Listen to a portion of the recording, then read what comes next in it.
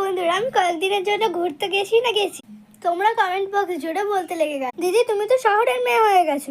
তাদেরকে বলে রাখি, না বন্ধুরা, আমি শহরের মেয়ে একদমই নই। আমি আসলে কয়েকদিন ধরে একটু ঘুরতে গেছিলাম। আমাদেরও তো ইচ্ছে থাকতে পারে একটু ঘোরার, তো ওই জন্য একটু ঘুরতে গেছিলাম। তোমরা তো কমেন্ট বক্স জুড়ে একদম হুল্লোড় মাচিয়ে দিয়েছো। আর একটা কথা বলে দিই, গ্রামের এই প্রকৃতি, গ্রামের এই সৌন্দর্য, গ্রামের এই ফলমূল, গ্রামের এই পাখির ডাক, গ্রামের এই পশু পাখিকে নিয়ে চলার পথে আমার কোনো রকমের শহর প্রয়োজন নেই।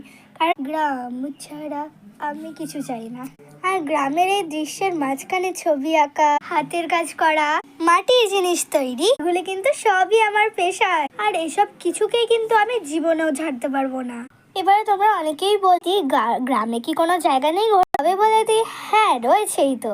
বাঁশ বাগান, কচু বাগান, আম বাগান, তারপরে আরো অনেক জায়গা, দিঘির জলের জায়গা। ভালো লাগে না বলো? তার মাঝখানে কি কোনো গ্রামের মেয়েরা যায় না ঘুরতে? আমি সত্যি বলছি, গ্রামকে আমি জীবনেও ছাড়তে পারি। আমাদের বাড়ির জায়গাটা দেখতে লাগে অনেকটা শহরের মতন, কিন্তু আমি একটা কথাই বলতে চাই, আমাদের এখানে যদি তোমরা একবার আসো না, সব জায়গাতেই দেখবে মোহনপুর গ্রাম পঞ্চায়েত। আর যারা এখন ক্লাস 2 থেকে 3-তে পড়ছো, তারা নিশ্চয়ই জানবে যে গ্রাম পঞ্চায়েত যেই জায়গাগুলোতে থাকে, সেই জায়গাগুলোই কিন্তু গ্রাম। ওর জন্যই এটাকে বলা হয় গ্রাম।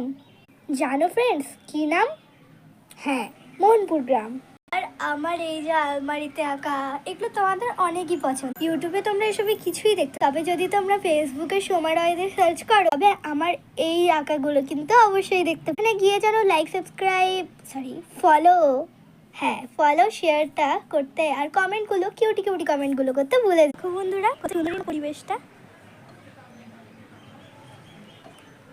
এই মাটির খেলা জীবনেও ছাড়তে পারবো না। আমার জীবন।